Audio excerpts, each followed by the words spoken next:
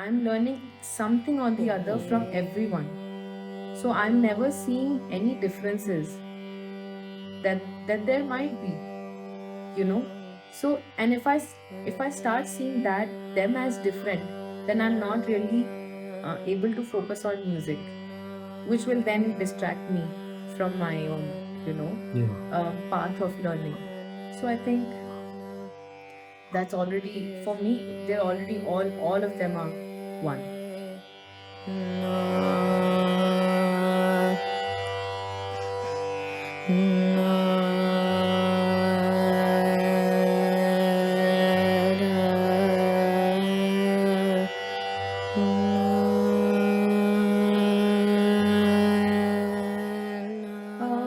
Well, to be honest, I was,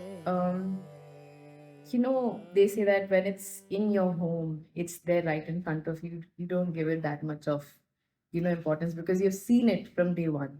So something similar happened. But as we grew up and we were in our, high school, I started to see what impact it's having on everybody else around. Um, then slowly, towards the end of school, at that point of time, um, it was then when I decided that I want to take this up.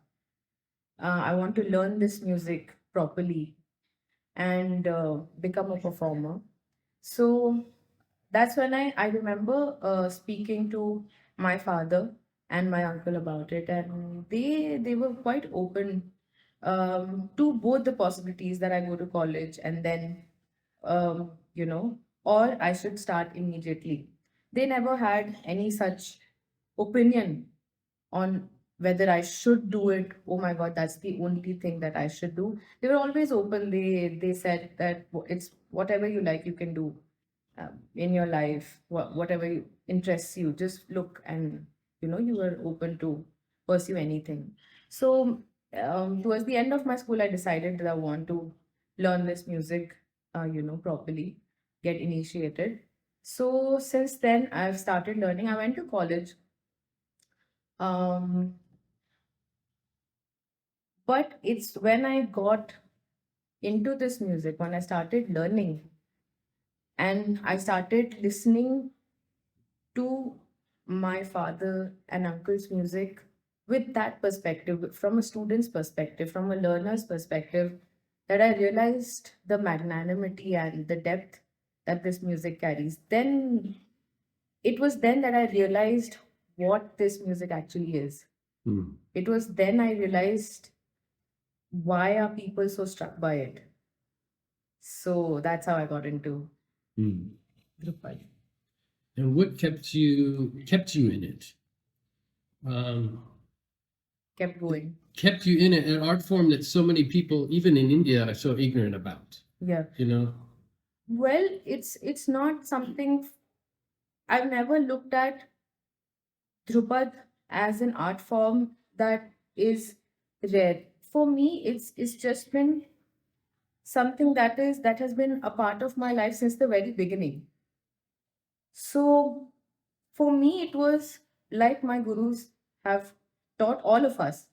It's that it's the search for that samvad, for that consonance with the tanpura. Nothing else really, stands. Whether there are too many people, or is this, depleting, or is this, so many people. Is this controversial? Is it not controversial? What is this? What is that? Nothing. It's just focus on the music, the art form that is Dhrupad. That's what has kept me going. And to be Indian, Indian classical music has so much of dimension. The concept of sur has so much dimension to it. It has so much of meditative aspect to it that once you get into it, you need reasons. Somebody has to pull you out. There is no reason, for somebody to be thinking, okay, this is it for me. I'm out. Yeah. Yeah.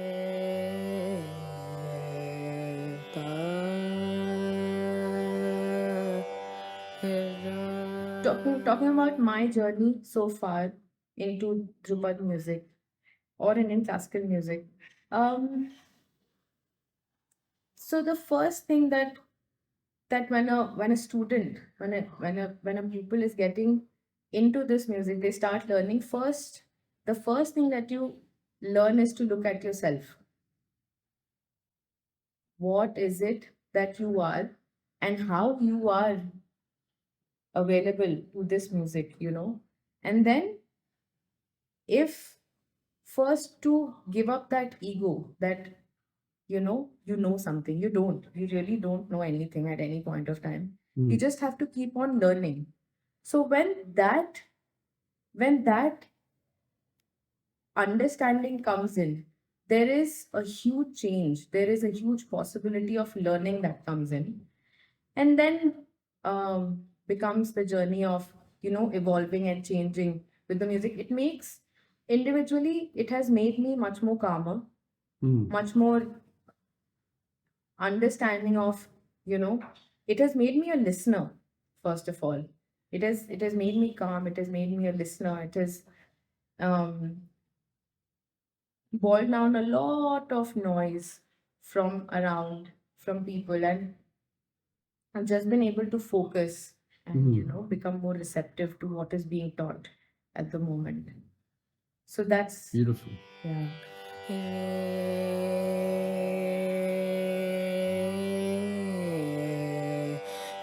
Well, when you're so there are different levels I've seen, as far as I've it's once when you begin, you just get to, it's like meeting a person when you're starting out with a new rag or first rag that you ever got into. It's like getting to know a person. So first you will know the person very superficial, just the aro and avro. We all know that that's Yeah. not the rag Yeah. itself. So then you get to know, when you're doing the paltas, when you're doing different exercises, when you're doing the Merukan, you get to know different facets of the rag, how it can move, what all patterns it can make. Just like any person, there are so many layers to a person. In a similar way, a rag has so many colors, so many different variations, and I don't think that any particular rag has any, like a lot of theories say that it has any fixed emotion related to it, or any particular color. Also, I've heard that people relate some ragas to some particular Yeah. colors. It's this I don't rasa with that, and Yeah, as if the it's rasa. fixed. Yeah. Exactly. It's not, because Yeah. I'll give you one example, and this example is very, very relevant, because I've seen it in front of my eyes. Charukeshi, Rag Charukeshi. It has, a lot of people say that it has that Karun Ras within itself, and some it sounds very, it has a longing, says as if the lover is longing, Mhm. but really not, because after we heard Jini Jini Chadariya, that is composed by our Guruji's Gundecha Brothers, you really feel energetic. You Mhm. feel that composition gives you energy. So basically, composition has words which has meanings. So the composition is maybe here driving the emotion of the rag. So at different points, it's different colors of the rag. It can present itself to be something else on one day, something else on the other. So I think a journey with the rag has to be completely individual. It Yeah. cannot be, it can never be subjected to an umbrella understanding or a blanket Cookie understanding. cutter. Yeah. Yeah.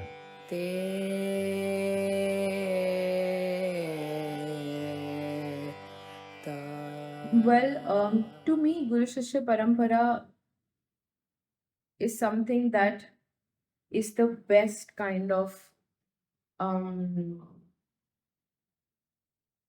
tradition that has come along. It is time tested. And what really is Guru Shishya Parampara? It's an it's a tradition that is very Indic, that has not been followed anywhere else. So Guru Shishya Parampara is something where a guru is directly able to relate and connect with the student on an individual level, because not every student is the same. Yeah. Every student will have some quality or the other which will make him unique. And the lessons and the knowledge that is being imparted has to be tailor made for that student.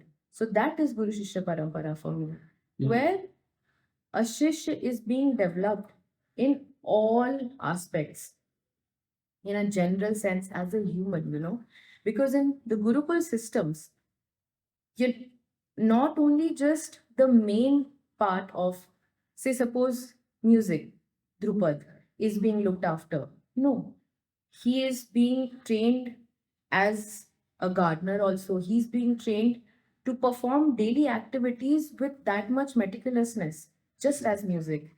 So it's an all-round development of the Shishya. It's an ecosystem that will develop the student to be prepared to meet the world, to greet the world in a way, that Yeah. is acceptable. So how can we preserve the best part of this, the essential parts of this relationship, and make sure that it reflects our highest human values? The only thing that has changed is the Western perspective of things has come in. That has given people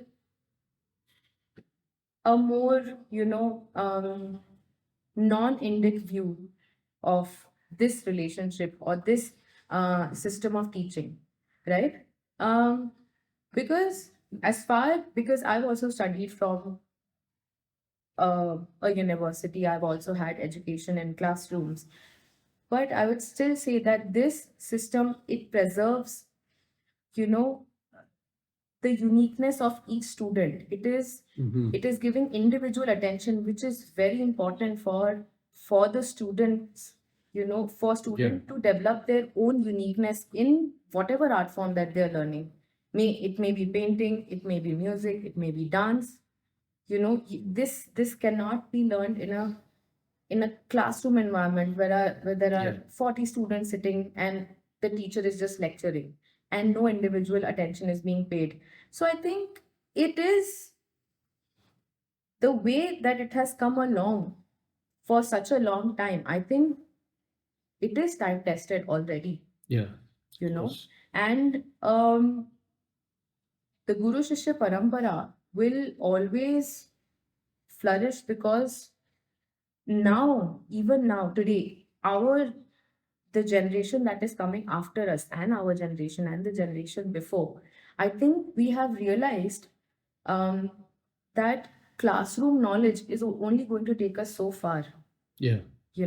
That's not giving you the right kind of knowledge or the depth that is required to be a performer or to be a teacher or to be anything that one wants to be. So they are, in fact, I know of so many students, of so many youngsters who are opting out of colleges, who are dropping out of school, and they're just going for their gurus.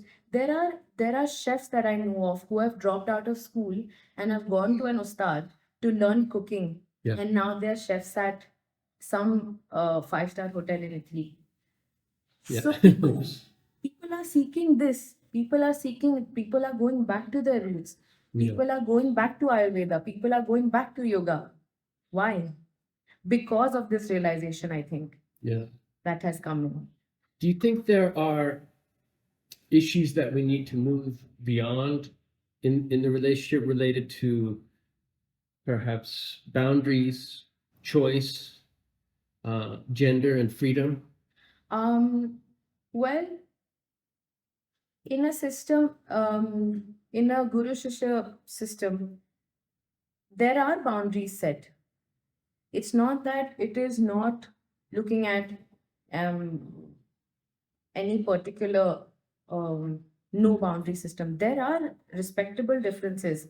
So as long as the student, the disciple has respect for his gurus, the guru has respect for his disciples, guru has respect for his guru, and guru has respect for his contemporaries, Yeah, the system is going to flourish. absolutely. And this is what happens actually. that the pupil, the disciple, is learning by watching, by observing. This is the greatest benefit that Guru Shishya Parampara has, that you observe and learn.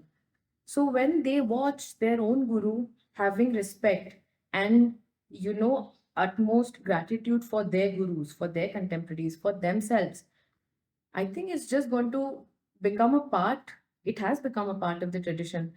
As as far as you spoke about the gender roles, I think there are absolutely every rules that are followed. There are um, in the way the specific knowledge system is being imparted, in the way they are communicating in person. Everything has boundaries. So the Gurukul or the Guru Shishya Parampara does not mean that things have just gone the way as any person wants it to be. No, Yeah. it's a tradition. And there may be subjective differences, but the system itself respects the sanctity of the Guru and the Shishya. And that's, I think, the most important. Absolutely.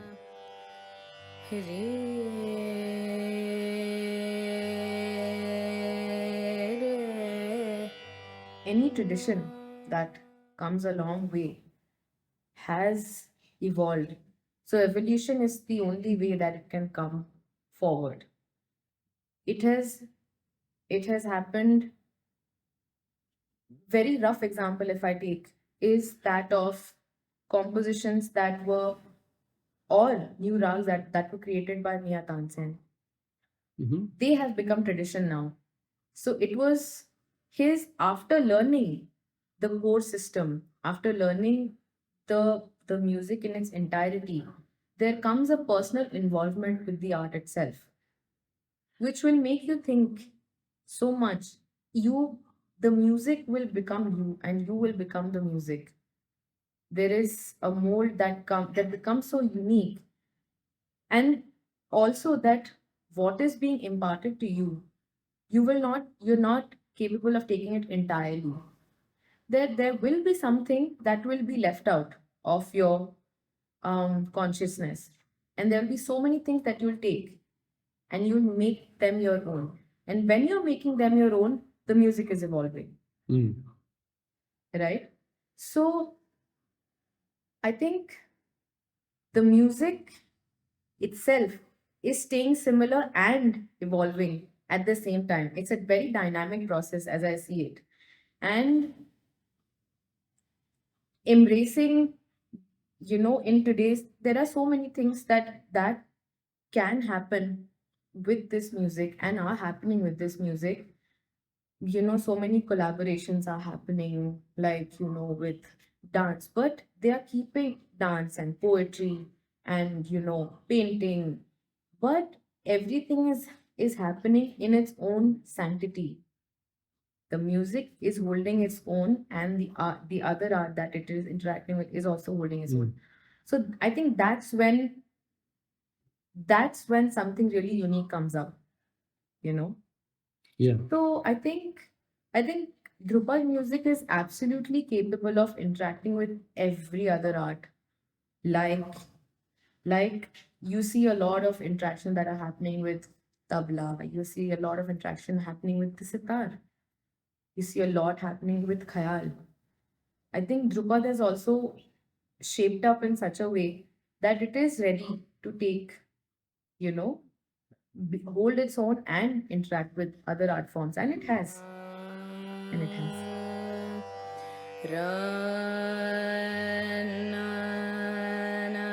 The digital media has empowered us such that we don't now need labels, recording labels to be, Yeah.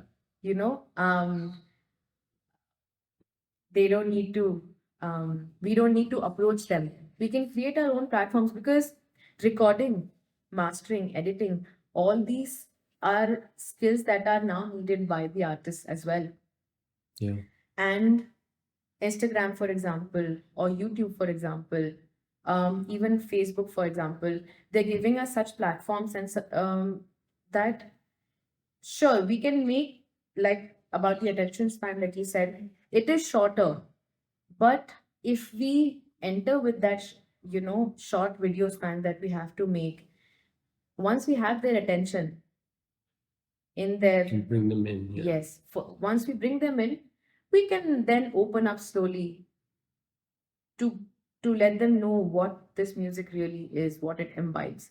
So the first thing is to bring them in. First thing is to not um you know discourage them by posting only long videos. So to Yeah. make the video short, and then to give them an Okay. essence of, yes, like the trailer, essence of what this is, and then pull them in. Yeah, So I think planting that's, seeds. yes, Yes. yes, planting seeds. Yes, absolutely.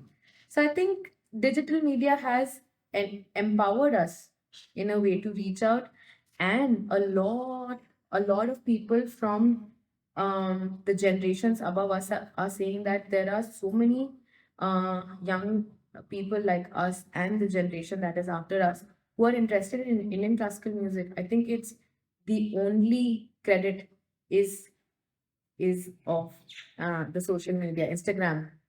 Everybody's on Instagram making their own videos, posting videos of tabla, of their singing, of khayal. Everybody's out there, Yeah.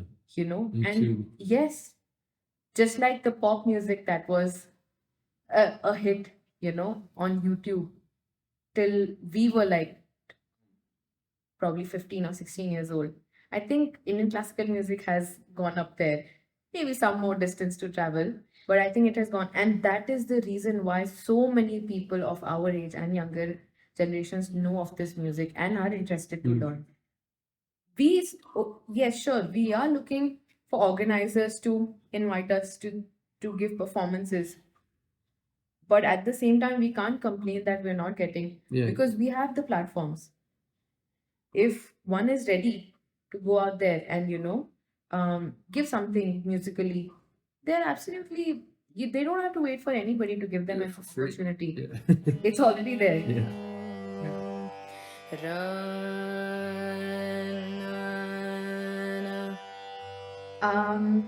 I think they're all already connected via this strong bond of the music that is Dhrupad.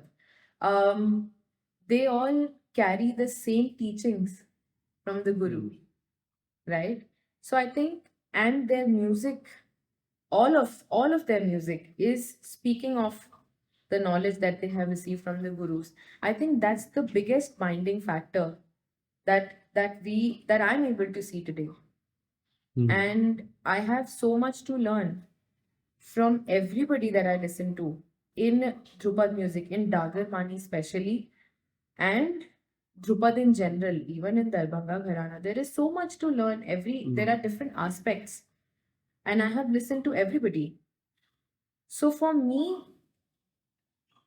everything is already one. I don't see anybody as no, I don't want to listen to this person, or I don't want to attend that. No, I will always go if there is a Drupad concert that is happening, or if there is a talk that is happening. I will always go regardless of because they're all my gurus. I'm learning something or the other from everyone. So I'm never seeing any differences that there might be, So, and if I start seeing them as different, then I'm not really able to focus on music, which will then distract me from my own, path of learning. So I think that's already, for me, they're already all of them are one, especially in Dagarman.